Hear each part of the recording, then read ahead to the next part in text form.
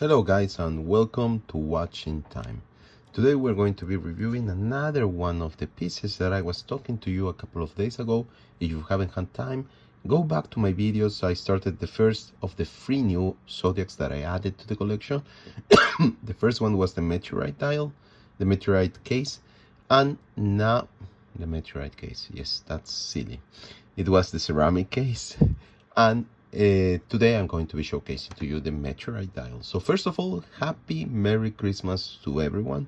Not in every part of the world they celebrate Christmas, but at least here in the European side it is Christmas time, and whatever you are doing and you are spending time with the family, take your time to relax and have some fun, and Merry Christmas to all of you. So we are going to be doing a very special review today, which is the Meteorite dial. And about Meteorite dials, so first of all, you can see here that this Super Seawolf presents itself in the traditional style that Zodiac has already gotten affirmed since the new relaunch of the brand, but brings us a different notch. So when they launched the ceramic case, it was in November.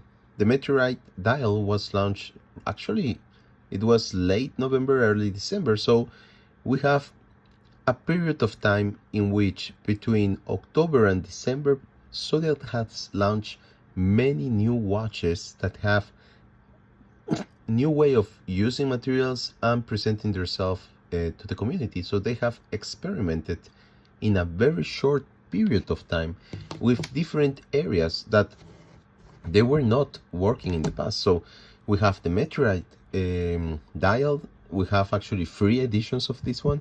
I have the one that I like the most, obviously, but there is one with an orange inner bezel. I don't understand why it costs more, because all of them are limited in number, 182, but it actually costs more than this gray edition. Maybe because it's more a straight color collaboration with watches.com. Then we have one with an inner blue, light blue, electric blue kind of edition that I have not seen there yet. I saw some pictures on Instagram, but I don't know where they're launching it and at what retail price or whatever. There's no information about it. So this is actually the second one released, which is the gray, what they call the gray Meteorite dial. So first of all, about Meteorite dials. Probably, if my memory doesn't play me any jokes, one of the brands that started using Meteorite for dials, one of the first brands, was actually Rolex. They started to play around the idea of the Meteorite and its intrinsic particular design that you will find. Each of them, they are told at least to be different, and this is due to the treatment that the Meteorite has to go through in order to cut the pieces, but also to clean it in a way that you can actually use it. And you have Rolex playing with it with the GMT Master, with Daytona models, and it's probably one of the first watches brands that I can think of that started using these watches. So that's quite interesting, taking into consideration that Rolex has been there for a while, and even in the area of Meteorite dialing, if we want to put it in a way, they actually managed to be an open door, a door opening company for others to follow. I have seen Meteorite dials in the past. I have seen it in different watches, and it has become very, very popular, especially among micro brands. So if I can go back to 2 years, 3 years ago, on all the micro brands that I have seen, especially coming from Asia, in Kickstarter, almost every brand, more or less serious, they offers you a variation with Meteorite dials. So there are a lot of watches right now in the market with Meteorite dials, and if you have a quick search in eBay, you will see that most of them are micro brands. So they have made the Meteorite dial accessible, let's say, to a world of people that wanted to have a piece that has actually travel space in the wrist, and they don't want to spend or cannot actually find one of the Rolexes with the Meteorite dial, especially because the retail price of some of them are over the 20-30K mark. So anyway, Meteorite dials have become more accessible. Is it a material that is actually accessible for everyone? Well, yes, you can buy it online. Actually, you can buy pieces of the Meteorite, but it is definitely difficult to treat, difficult to manage, and to have a dial that you can actually use for watches. So it's a process that is a little bit complicated, but I'm sure there are a couple of companies that are dedicated on doing this in particular. Otherwise, we wouldn't be seeing so many micro brands using it. Is there a premium price for Meteorite? Absolutely yes. And usually the premium price, even in a micro brand that it's launching, so you are usually paying a low price respect to the real cost. Don't elude yourself, guys. That's only a very small margin. Even if you go to Kickstarter, they are still making money with the money that you're giving to them. So it's not just to finance, obviously, the crowdfunding. And that's correct, and it should be like that, because they need to get some cash back in order to invest in the future. But Meteorite dials are usually a premium of 100-150 euro respect to the retail price of a normal dial watch of the same brand. So you can imagine, guys, it's not something that it's cheap. Definitely there is a margin there that we are not seeing, that it goes into the company, the prices of cost, development, etc. But it is expensive for them to include it. Does this watch has a cost certified movement? It does not. So here you're only paying for the treatment, the good looks, and the Meteorite dial. And definitely, obviously, it has a small premium compared to the normal Super Seawolf. Is it that big? Not really. I think Zodiac has still managed to keep prices in a range that it's a watch that becomes accessible for some people. It's not cheap because it's not under the 1,000 euros, in which we see most of the brands that are more accessible to the wider public. For this one, they're asking 1,899 euros, 1,700 and something dollars.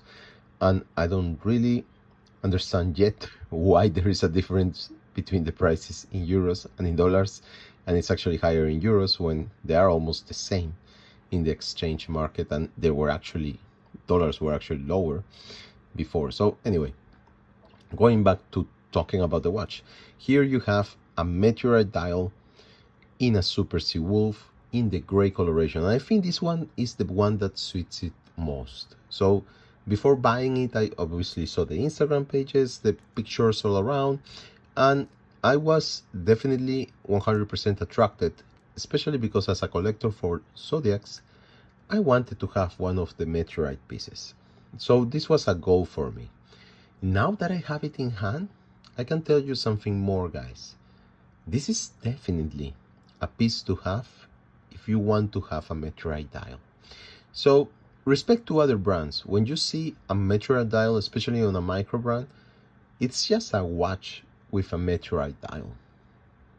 Yes, you have the Meteorite in there.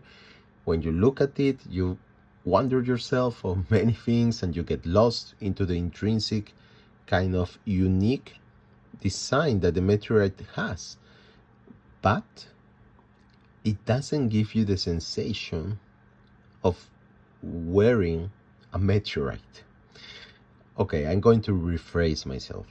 What I mean is that for some strange, very, very strange reason, and I think this is particularly connected to this coloration of Super Seawolf, this watch gives me the sensation I am actually wearing a piece of Meteorite or graphite. It is probably because of the DLC treatment. They have treated the full watch with this DLC gunmetal. It's not black, it is a grayish graphite gunmetal color. All of the parts of the watch have been treated with it, even the case back. And I can tell you that between the texture and the feeling that it gives you to your hand and the sensation of the steel that it's actually cold when you leave it sitting somewhere, it kind of feels like it is a graphite watch.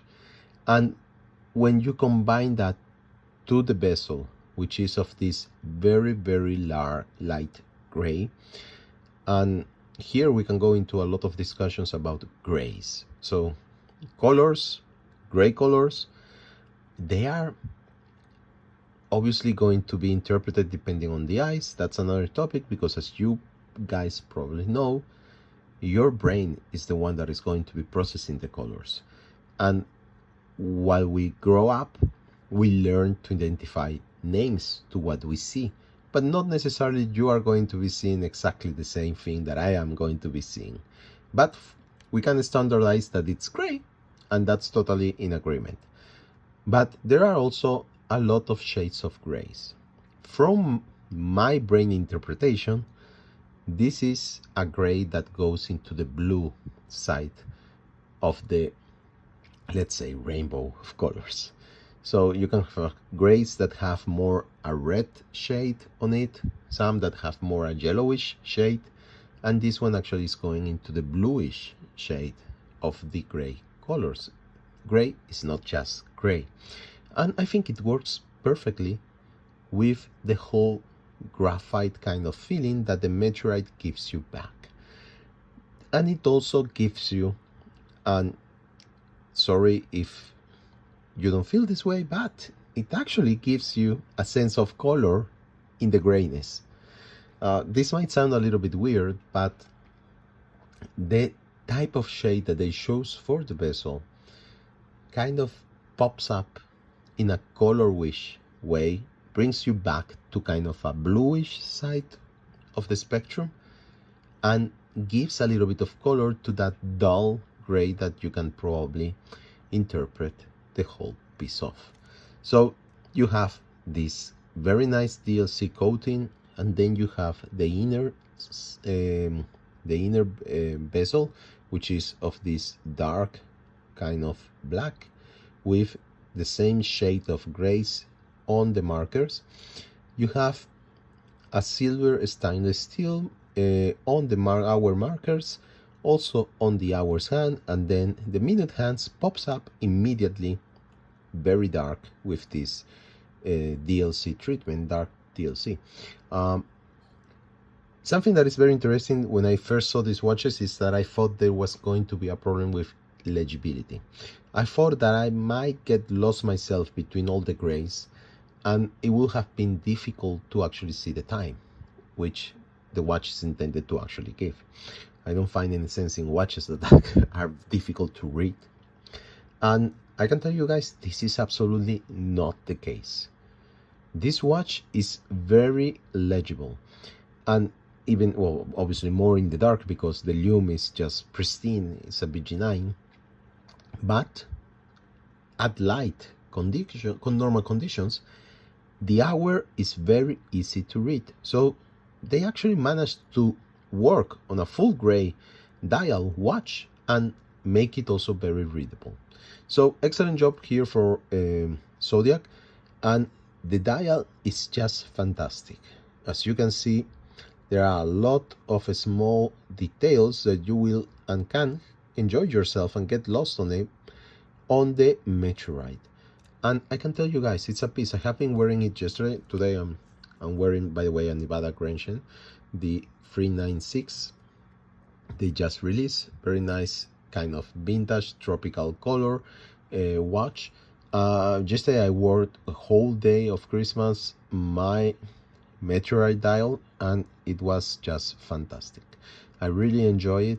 It is a very nice watch and a limited edition that if you are interested into Meteorites and you are interested into collecting Zodiacs, or even it's going to be your first Zodiac, I would probably recommend you to have. So anyway guys, for the rest of the specs, it's a 40 mil. Obviously, compared to the ceramic, you have the case that it's actually smaller than the 40 mil that the bezel is going to be marking. You are going to be wearing it very, very nicely, because you can actually wear it in many conditions. And I hope to see you all guys very soon in another video. And until then, and probably the next one at this point will be just to finish with the Zodiac new trilogy, this Zodiac GMT for Pan Am. Okay guys, see you in the next video. Until then, bye bye.